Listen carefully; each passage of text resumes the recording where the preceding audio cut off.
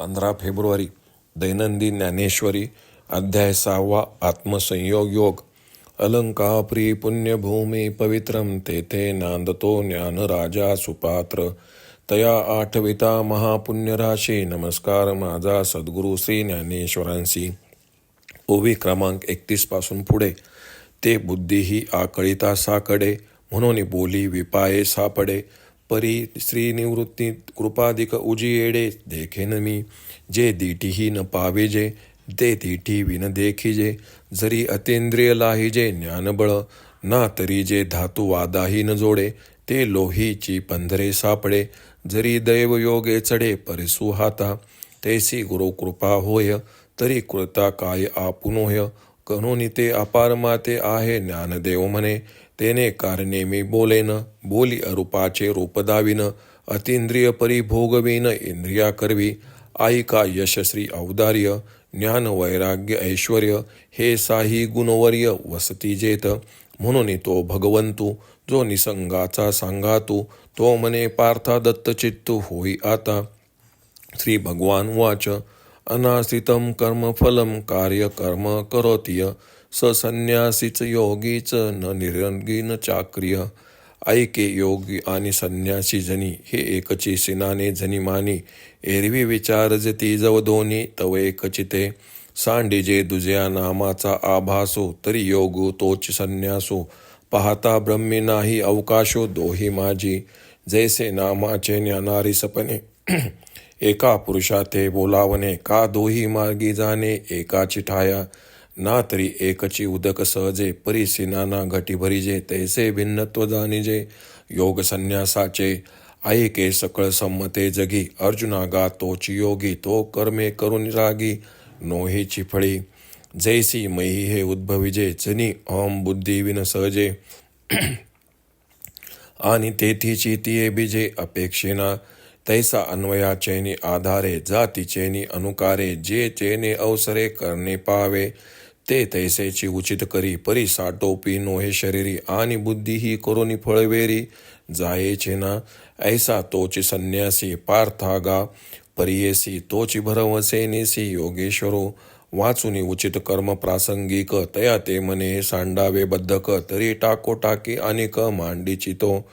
जैसा शाळुनिया लेपू एक, सवेचे लावेजे आनिक. तैसिनी आग्रहाचा पायिक विचंबे वाया. गृहस्थाश्रमाचे ओझे कपाळी आधीच आहे सहजे. की तेची संन्यास वाठे विजे सरिसे पुढती.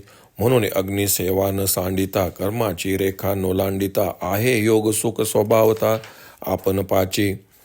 यम संन्यासमिती प्राहुर योगम त विद्धी पांडव.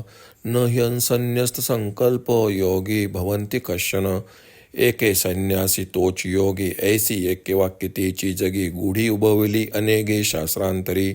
जेत संन्यासीला संकल्प तुटे, तेथेची योगाची सार भेटे. ऐसे हे अनुभवाचे निघटे साचे जया.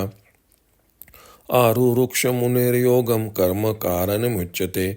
योगारूढस्य तस्येयं शम कारण मुच्यते. आता योगाचळाचा निमता, जरी टाकावा आणि पार्था. तरी सोपाना या कर्मपथा चुका झनी. येणे यमनेमांचे तळवटे. रिगे आसनाची पाऊल वाटे. येई प्राणायामाचे अडकंठे वरोतेगा. मग प्रत्याहाराचा आधाडा. जो बुद्धी याची पाया निसरडा. जेथ हटिये सांडिती होडा कडेल ग. तरी अभ्यासाचे निबळे प्रत्याहारी निराळे. नखी लागेल ढाळे ढाळे वैराग्याची. ऐसे पवनाचे नि पाठारे. येता धारणेचे नि पैसारे. क्रमी धन्याचे नि चवरे सापडे तव. मग तया मार्गाची धाव. पुरेल प्रवृत्तीची हाव. तेथ साध्य साधना खेव समरसे होय.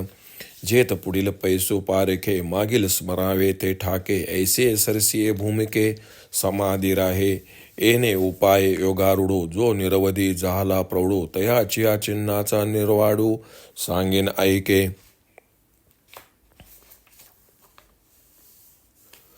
अर्थ.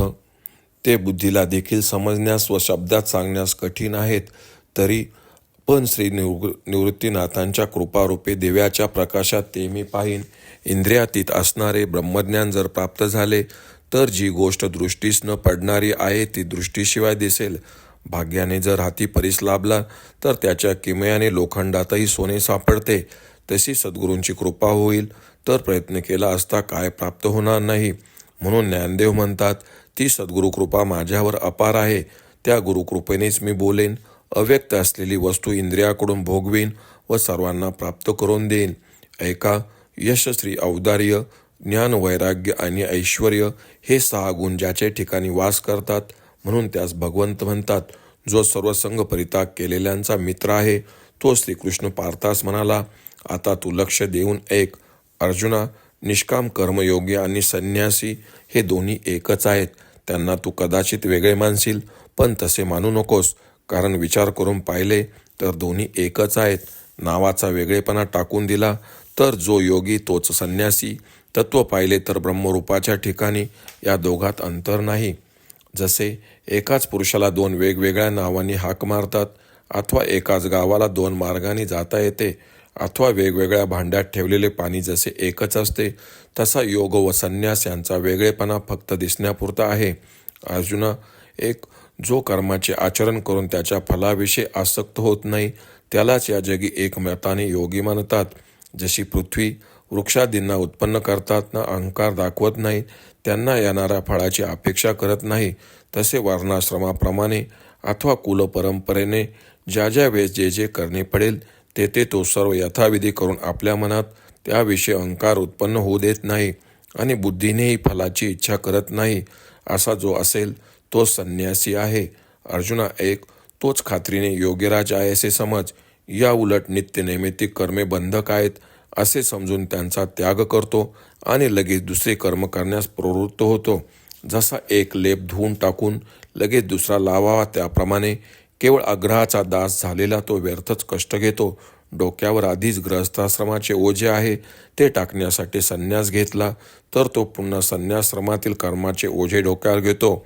म्हणून अग्निसेवा न सोडता, कर्माचे आचरण न टाळता योगाचे सुख आपल्या ठिकाणी सहजच मिळणारे आहे. संन्यासी तोच योगी असा एक वाक्यतेचा ध्वज अनेक शास्त्रांनी या जगात उभारलेला आहे. संकल्पाचा त्याग तोच योग, तोच संन्यास हे सत्य अनुभवाने सर्वांना कळून आले आहे. अर्जुना, आता योगरूपी पर्वताच्या शिखरावर ज्याला जायचे आहे त्याने या कर्ममार्गरूपी पायऱ्या चढण्यास चुकू नये. तो या यमनियम रूपी पायथ्यापासून निघून आसनाच्या पायवाटेने प्राणायामाच्या कड्याने योगरूपी डोंगराच्या माथ्यावर येतो. नंतर प्रत्याहारूपी तुटलेला कडा लागतो. या निसरड्या कड्यावर बुद्धीचेही पाय ठरत नाही. ज्याच्या पुढे हटयोगींना सुद्धा आपली प्रतिज्ञा सोडून माघार घ्यावी लागते, तरी अभ्यासाच्या बळाने त्या निसरड्या प्रत्याहारूपी कड्यावर साधक वैराग्यरूपी नखे खोवून त्यास चिकटून हळूहळू मार्ग काढतात. याप्रमाणे प्राण व अपान वायूंच्या वाहनावरून येऊन धारणेच्या प्रशस्त रस्त्याने ध्यानरूपी शिखर मागे टाकीपर्यंत चालतो. मग मार्ग चालणे संपते, प्रवृत्तीची हाव पुरी होते. या अवस्थेत ब्रह्मैक्य झाल्यामुळे साध्य व साधन यांच्यातील भेद नाहीसा होतो. जेथे पुढे काही उरत नाही, मागील स्मृती संपते, अशा या ऐक्याच्या भूमिकेवर समाधी अवस्था प्राप्त होते. या उपायांनी जो योग निष्णात झाला त्याला योग्याची लक्षणे पुढे आता तुला सांगतो, असे श्रीकृष्ण अर्जुनास सांगतात. ओम श्री रुक्मिणी पांडुरंगाय नमः. ओम श्री ज्ञानराज माऊली नमः.